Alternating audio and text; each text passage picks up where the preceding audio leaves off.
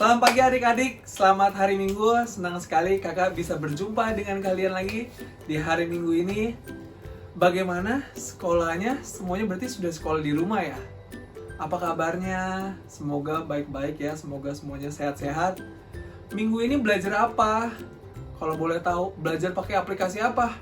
Apakah dari sekolahnya itu udah pakai aplikasi macam-macam? Atau cuma ada tugas-tugas saja? Ya, apapun itu, semoga semuanya bisa berjalan dengan baik. Kesehatan adik-adik dilancarkan. Papa mama adik-adik juga semoga sehat-sehat. Dan adik-adik juga bisa terus belajar walaupun di rumah.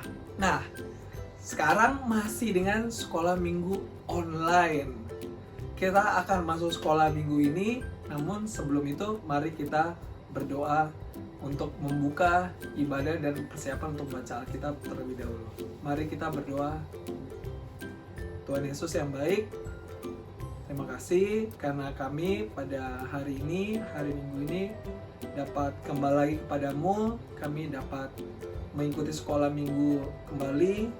Kami tahu bahwa ada banyak batasan, kami tidak bisa berkumpul bersama teman-teman kami di sekolah Minggu hari ini. Namun kami percaya bahwa kuasa-Mu sempurna dan Engkau selalu membawa kami untuk dapat menikmati hadirat-Mu dan dapat terus belajar dari Engkau walaupun kami tidak bisa bertemu muka. Berkati sekolah minggu kami ini, walaupun kami tidak bersama teman-teman, tapi kami bersama dengan orang tua. Berkati kami agar kami bisa mengerti apa yang Engkau firmankan pada hari ini. Terima kasih Tuhan Yesus, kami sudah berdoa dan mengucap syukur. Amin. Siapa di antara adik-adik yang pernah melakukan kesalahan? Ayo, ngaku. Siapa yang pernah melakukan kesalahan? Pasti semuanya pernah melakukan kesalahan. Adik-adik pernah, kakak juga pernah. Semua orang pernah melakukan kesalahan. Ya, kecuali Tuhan Yesus ya, saat dia turun sebagai manusia di bumi ini. Sekarang, kalau misalnya kita melakukan kesalahan, kita kena apa sih? Kena hukuman, betul sekali. Firman yang kita mau baca di hari ini itu berhubungan dengan kesalahan dan juga hukuman. Mari kita sama-sama membuka Alkitab kita dari Perjanjian Lama.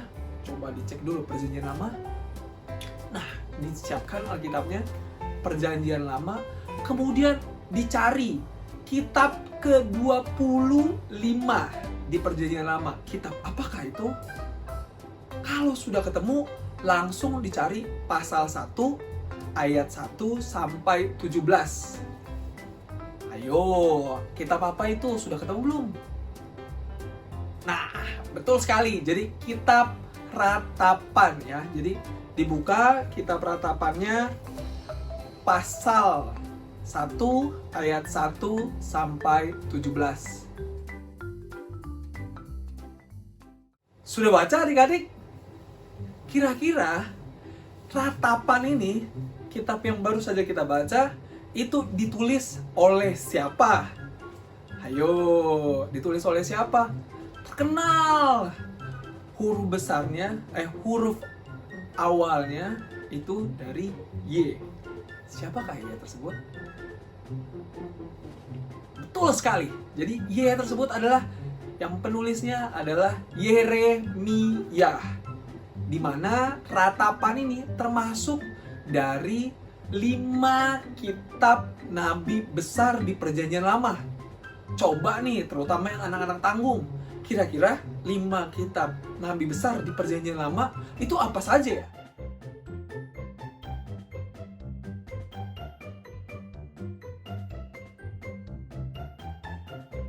Oke, jadi yang mana yang bukan? Betul sekali. Jadi yang bukan itu adalah Samuel ya. Jadi Samuel itu bukan dari 5 kitab nabi besar, tapi 5 kitab nabi besar ada Yesaya, ada Yeremia, ada ratapan yang barusan kita baca, Yehezkiel dan juga Daniel. Nah, itu ada 5 kitab nabi besar itu. Tadi kalau misalnya kita baca, kira-kira kejadiannya di dalam Alkitab tersebut apa sih? Sedih, kemudian banyak yang menangis, kemudian kalau menceritakan di sana itu bangsa Israel itu sedang berkabung. Kenapa ya bangsa Israel itu sedang berkabung? Nah, bangsa Israel itu sedang berkabung karena mereka sedang dilanda kesedihan karena daerahnya mereka, kota yang mereka tinggali itu dihancurkan. Coba bayangkan adik-adik, kota Jakarta semuanya hancur. Mulai dari balai kotanya, gedung-gedungnya, sampai rumah-rumah adik-adik hancur. Rasanya gimana? Sedih. Dan bukan cuma dari itu, selain dihancurkan, bangsa Israel itu dipindahkan dari Yerusalem, dipindahkanlah atau dibuang ke Babel. Di mana jaraknya kalau adik-adik tahu itu sangat jauh. Di tengah-tengah Yerusalem dan juga Babel ada satu padang yang sangat besar sekali. Nah, ceritanya saat itu bangsa Israel dibuang ke Babel. Kira-kira kenapa ya bangsa Israel itu bisa dibuang? Jadi saat itu bangsa Israel dibuang karena bangsa Israel itu mengecewakan hati Tuhan. Tuhan tidak senang saat dirinya dinomorduakan. Di mana saat tersebut bangsa Israel membuat berhala, tidak dengar-dengar nama Tuhan. Akhirnya Tuhan kecewa lah. Tuhan gak senang lah. Karena Tuhan gak senang, bangsa Israel pun dipindahkan ke atau dibuang ke Babel. Coba adik-adik, kalau bangsa Israel dulunya itu membuat berhala dengan patung-patung, adik-adik pernah nggak menyembah berhala? Coba dipikir-pikir.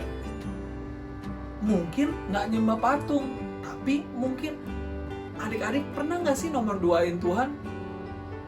Misalnya, ngelihat gadget terus-menerus, ngelihat HP, kemudian main game PlayStation, akhirnya jarang untuk ngomong sama Tuhan, jarang berdoa. Nah, itu semua tidak disukai oleh Tuhan.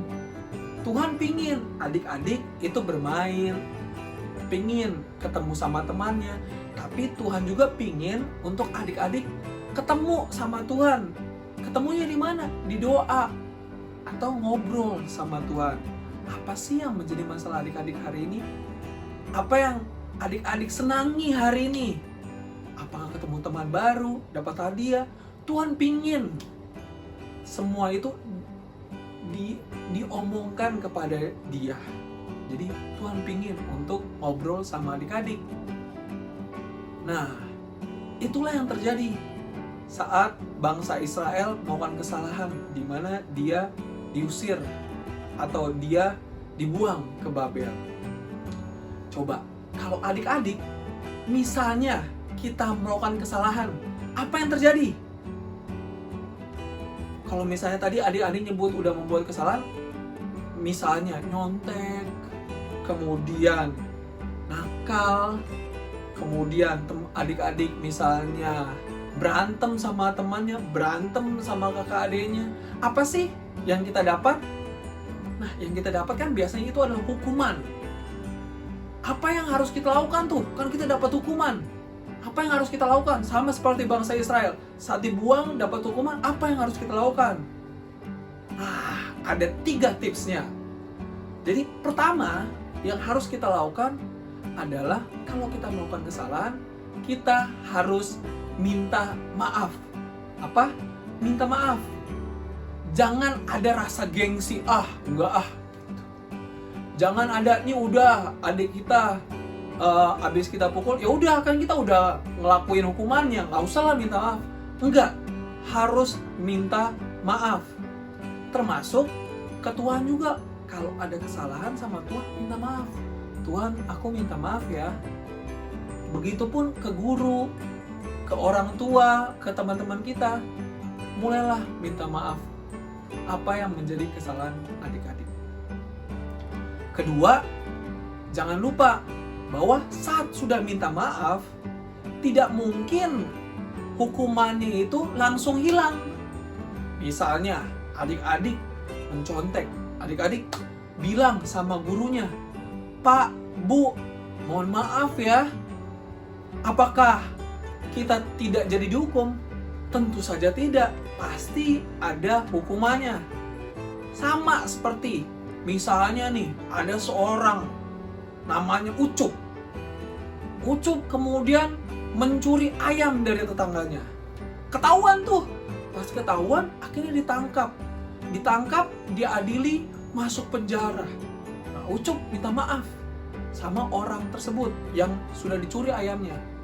Dimaafkan? Bisa saja dimaafkan. Hukumannya hilang? Tentu saja tidak. Ucup masih harus melakukan hukumannya, yaitu dipenjara selama setahun atau 2 tahun. Jadi, kalau satu sudah minta maaf, yang kedua apa? Kita harus menjalani hukumannya. Namun, tidak berhenti sampai situ. Tuhan pingin saat kita menjalani hukuman, saat kita menjalani hal yang harus kita penuhi, Tuhan pingin kita tuh belajar dari sana. Gimana caranya kita belajar? Dengan cara kita mengevaluasi, dengan cara kita mikir, apa nih yang menjadi kesalahannya saya? Tuhan pingin kalau dalam main game, kita itu level up, meningkat ke level selanjutnya. Namun kalau naik ke level selanjutnya, pasti kan ada tantangannya tuh. Nggak mungkin kalau tantangannya nggak kita lewatin dan kita nggak belajar dari situ. Sama juga saat kita dapat hukuman, kita harus belajar. Apa sih yang menjadi kesalahannya? Oh, saya salah karena saya nyontek. Oh, saya salah karena saya itu ngisengin teman saya. Saya salah karena saya berantem sama kakak adik saya. Begitupun dengan bangsa Israel. Bangsa Israel saat itu harus belajar. Oh, ternyata menomorduakan Tuhan, membuat berhala, itu tidak indah di mata Tuhan. Itu salah di mata Tuhan. Sehingga tidak boleh lagi. Kesalahan tersebut tidak boleh diulangi. Jadi nomor 3 adalah kita, orang-orang yang melakukan kesalahan, harus belajar dari kesalahan kita. Sehingga saat kita melakukan kesalahan, hukuman kita lakukan, kita sudah belajar, setelah melakukan hukuman tersebut, kita tidak melakukan kesalahan itu lagi. Sehingga kita tidak dapat hukuman berikutnya. Namun, pasti sebagai seorang manusia, kita melakukan kesalahan lagi. Jangan lupa untuk selalu ingat itu. Minta maaf, menjalani hukumannya, dan adik-adik belajar dari kesalahannya. Setiap manusia atau adik-adik harus tahu bahwa saat kita melakukan satu perbuatan, pasti ada konsekuensinya. Nah, pertanyaannya, perbuatan apa yang adik-adik mau lakukan? Kalau perbuatan adik-adik baik, maka konsekuensinya pun akan baik. Cuma kalau adik-adik melakukan hal yang buruk, maka konsekuensinya pun buruk. Mungkin adik-adik bertanya, atau di dalam hatinya berpikir, loh kan kak, itu dapat hukuman kalau misalnya kelihatan. Kalau misalnya berantem, kelihatan sama papa mama, dimarahin. Kalau nggak kelihatan, nggak dimarahin. Oh, kalau nyontek juga nggak kelihatan guru, nggak apa-apa dong. Kalau misalnya nggak kelihatan sama guru pas mencontek, kan nggak dimarahin. Dapat nilai bagus juga. Nah, bukan masalahnya dimarahin atau nggak dimarahin. Hukuman itu bisa kalau dilihat, itu langsung dimarahin. Tapi kalau adik-adik tidak dilihat, ingat bahwa Tuhan selalu melihat kita. Dan pasti adik-adik merasa sedih atau merasa diri adik-adik itu salah. Hukuman tersebut itu adalah di perasaannya adik-adik saat adik-adik merasakan sedih atau merasakan marah sama diri adik-adik karena melakukan kesalahan tersebut. Jadi itu perlu diingat bahwa kesalahan yang adik-adik berikan kemudian tiba-tiba ada hukuman dari orang tua, dari Tuhan, itu bukan karena mereka itu benci sama adik-adik maka dikasih hukuman, bukan. Tapi mereka memberikan hukuman karena mereka sayang sama adik-adik. Jadi mereka pingin adik-adik untuk belajar dari kesalahannya, tidak melakukan kesalahan itu lagi. Kalau dibayangkan, adik-adik mungkin usianya maksimal sekarang 12 tahun atau 13 tahun. Tapi orang tua adik-adik atau guru adik-adik itu sudah 30 tahun, 40 tahun, 50 tahun. Berapa kalinya tuh usianya mereka dari adik-adik. Nah, mereka sudah punya pengalaman menjalani hidup itu. Jadi mereka sudah lebih tahu yang lebih benar itu yang mana.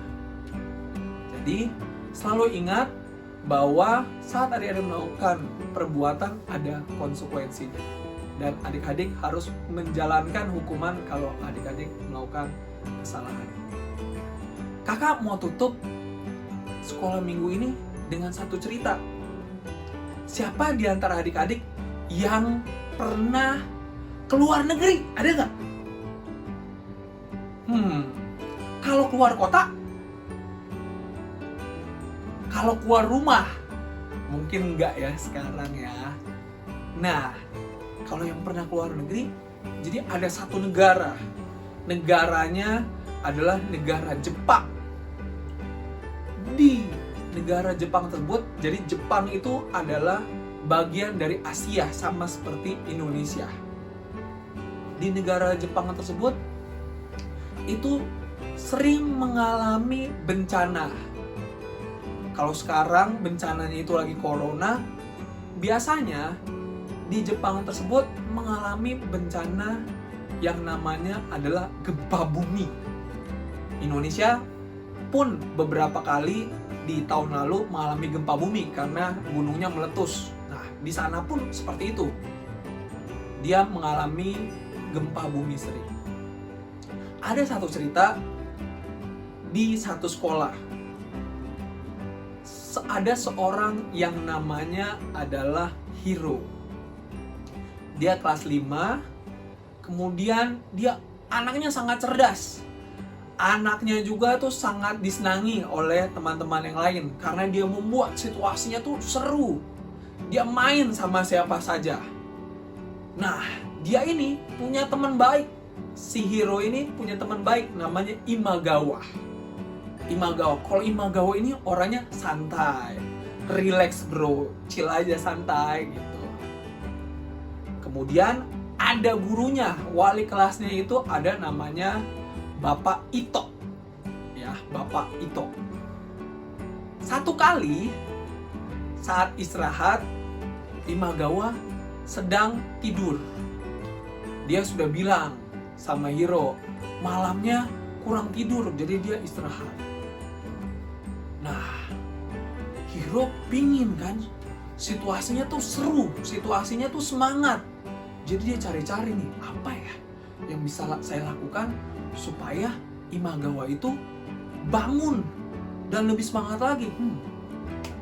Nah, Hiro ini anaknya tuh walaupun memang dekat sama siapa saja, tapi dia suka iseng. Di saat itu Hiro bangunin, Imagawa. Dengan nada yang sangat kencang membangunkan Imagawa. Imagawa, ada gempa bumi, kita harus lari dari sini. Dengan maksud iseng saja. Imagawa pun terbangun, langsung panik. Apa? Gempa bumi. Oke, lari dia. Dia langsung berdiri, keluar dari kelas sampai bilang ke orang-orang bahwa ada gempa bumi. Sekolah pun panik. Semua orang berlarian sana sini, berusaha untuk keluar dari sekolahnya. Hiro pun lari dengan muka yang sangat panik saat itu. Saat semuanya sudah keluar, Pak Ito pun datang ke Imagawa. Imagawa, memang gempa. Bapak rasain kok rasanya nggak ada gempa? Imagawa bilang, wah Pak, saya dikasih tahu sama Hiro. Sebelum itu saya tidur. Pak itu bertanya kepada Hiro, "Hiro, apakah benar tadi gempa?"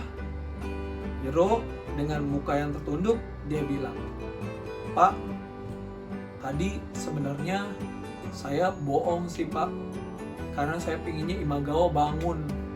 Tapi saya nggak nyangka bahwa akhirnya semuanya panik dan keluar dari sekolah." Saat itu, Pak Ito memberikan hukuman kepada Hiro untuk tidak boleh masuk sekolah selama 1 minggu. Hiro minta maaf, tapi dengan sedih hati, dia harus tidak sekolah selama 1 minggu dan minta maaf kepada semua orang di sana. Jadi, adik-adik harus ingat, kalau adik-adik melakukan kesalahan, mungkin awalnya iseng saja, tapi itu berdampaknya itu jauh sekali. Bisa jauh ke depan dan juga mengakibatkan banyak orang lain. Oleh karena itu, pikirkan sekali lagi perbuatan yang adik-adik lakukan. Dan kalau sampai adik-adik melakukan kesalahan, ingat lagi, tadi apa saja yang harus dilakukan. Ada 3. Apa saja 3-nya?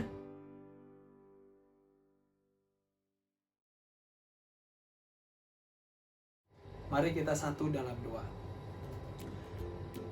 Ya Bapa yang Maha Kuasa yang bertata dalam surga, terima kasih karena pada hari ini kami sudah belajar lagi untuk bisa menyenangkan hati-Mu, untuk bisa tidak menomorduakan Engkau, dan kami sudah belajar bahwa saat kami melakukan kesalahan, kami harus minta maaf, kami harus menjalani hukumannya, dan juga belajar dari kesalahan kami.